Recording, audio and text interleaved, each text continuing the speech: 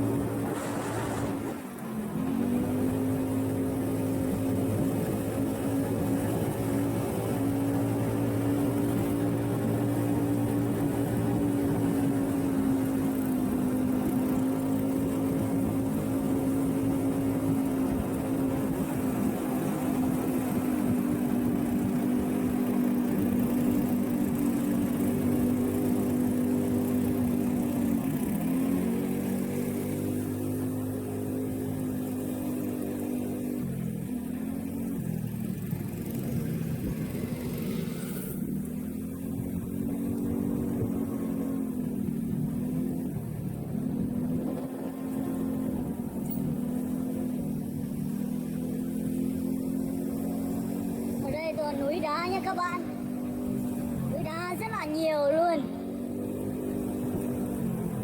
Không mệnh danh là một nơi người ta thường nói là cao nguyên đá, là đúng như ở trong lời đồn thật, đúng là danh bất hư truyền. Đó là núi đá nha. Không hiểu tại sao người dân đây có thể sinh sống bằng cái gì nữa đây. Nếu mà cứ sống ở đây thì không biết sẽ ăn cái gì, tại vì ở đây thấy toàn là núi đá, chỉ có thấy trồng được ngô thôi chứ không có gạo lúa các kiểu nhá, kiểu như không trồng được lúa này, với lại cả nương các kiểu á, lúa nương lúa nước các kiểu đều không có. Ta không hiểu là họ ăn cái gì đây. Núi thì toàn là núi đá. Có lẽ là người dân ở đây, những người mà phải nói là tầm khoảng 90% là toàn là những người đi làm thôi, xa với lại đi làm ở nước ngoài nhá. Tại vì ở ngay biên giới Trung Quốc này là cũng thuận tiện cho cái việc ngoài là đi kiếm ăn nữa. Nên là người dân ở đây tuy là không có cái gì, không có đất để làm ăn, nhưng mà cuộc sống cũng rất là khá giả, có thể nói là khá giả hơn bất cứ nơi đâu nha. Còn lý do tại sao như vậy thì mình vẫn chưa cho ra kết quả, và thậm chí mình không biết luôn nha.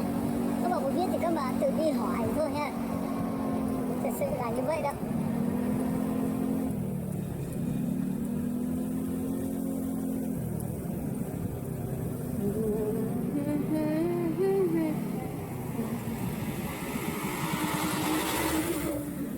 Cái xe nó ép mình vào được cùng thế nhỉ? Trời ơi, sao hết? Một má Sài Gòn.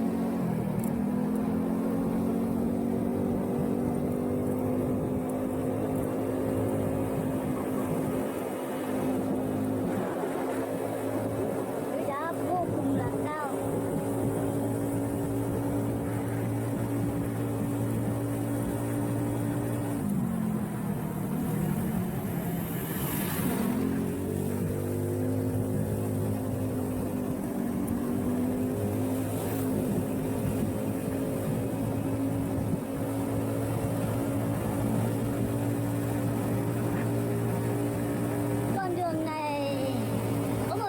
Gần như là trong tay du ký nha các bạn, toàn núi đá.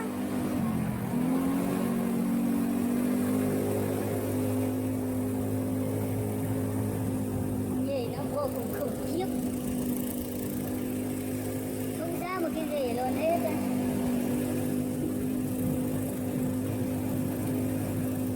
Đường thì xấu, nhưng mà xe chạy thì rất là váy lúa nha các bạn.